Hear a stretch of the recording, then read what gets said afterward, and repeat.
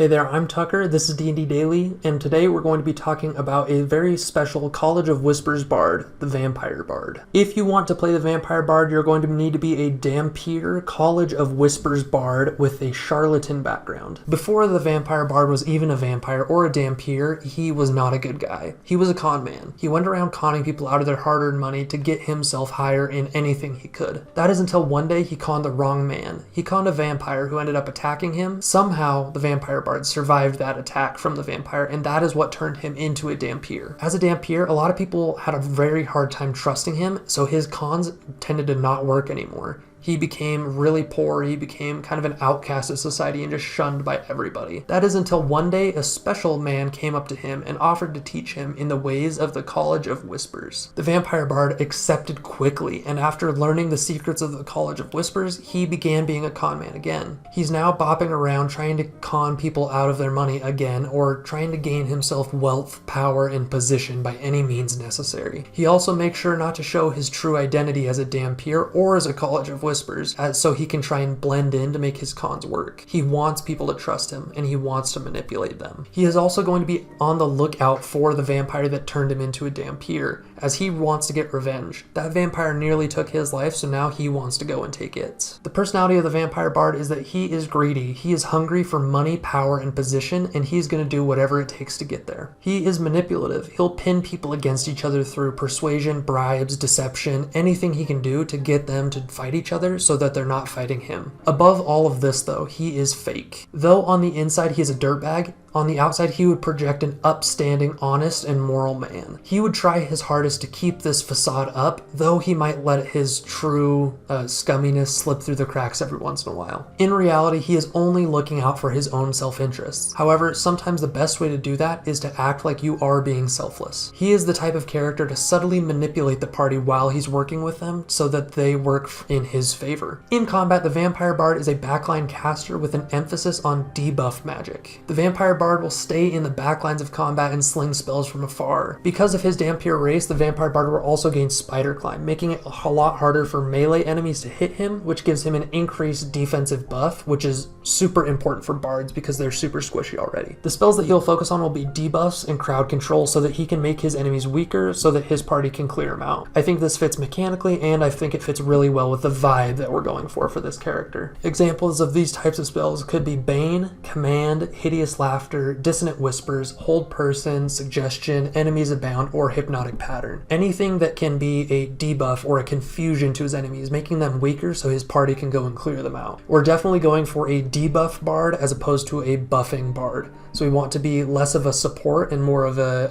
anti-support against our enemies. However, as he acts more with his party and works with them more, he might see them more as allies and assets, leading him to take more support spells like Silvery Barbs or Cure Wounds. If he needs a melee option, he has his Vampiric Bite. This Vampiric Bite would only be used as a last resort for two reasons. First, he gets advantage if he is under half health, and second, it would reveal his Dhampir nature, which is not what he wants to do. However, he could use this earlier if the party already knows he's a Dhampir and he's not afraid of showing them. If they do know he's a Dhampir though, he would still wait until he's below half health to get advantage on that. Our melee option or our mid-range option if we're not under half health is going to be throwing daggers or melee daggers. Because the bard's cantrips are pretty weak, we're not really going to have many attack options, so daggers actually works really well, especially when combined with our Psychic Blades feature. This can actually help us to do pretty decent damage when we use it, and that's either going to be in melee or in 20-40 range. We will have to be careful when we do get in melee range though, because we are very squishy. We don't have very many defensive options,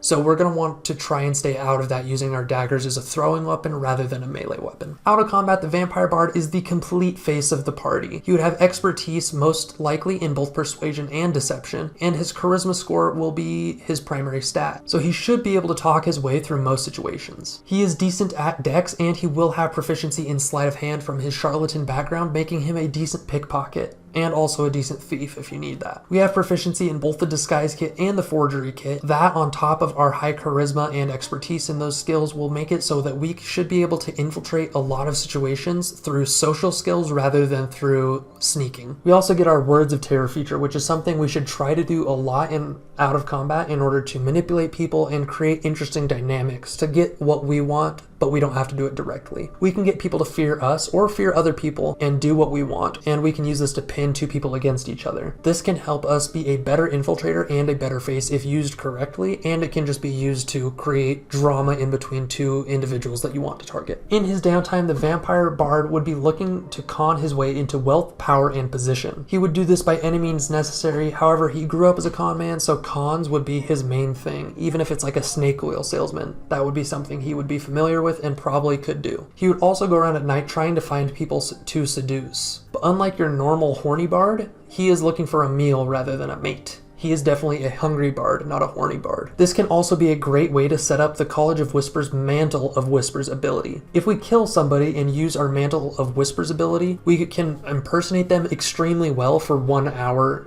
sometime in the next day. This can set up some great opportunities for infiltration or information gathering, so make sure to use that pretty often and make sure to select your targets carefully. The key mechanics of the Vampire Bard is that we're going to want Charisma first, Dex second, and Constitution third. However, because Dhampir gives us a +1 to 3 stats or a +2 and a +1, if we use point buy, we can use the +1 in each stat to get a 16 in Charisma, Dex, and Constitution, leaving a -1 in the rest of the stats. As for feats and ASIs, we're probably just going to want to take ASIs when we reach those levels to improve our Charisma and Dex. But if we are at an odd Charisma, it is worth taking a feat like Shadow Touched so that we can even that ability score and get an extra buff. The weaknesses of the Vampire Bard is that Strength, Wisdom, and Intelligence is going to be low. They're all going to be a -1 if we do that point buy system. However, in any system, they're going to be the 3 stats we dump. This means that all of those associated skills and saving throws are just going to be really bad. This is particularly bad for wisdom saving throws. The second weakness is that the Vampire Bard, like all bards, is just really squishy. He's going to have a low AC and low HP. We do have Spider Climb to stay out of melee combat distance and kind of avoid that immediate danger a lot of the times. However, we still are going to need to be very careful. As an NPC, I would use this Vampire Bard almost like a serial killer type character. I would have him kind of stalking the people at night, trying to find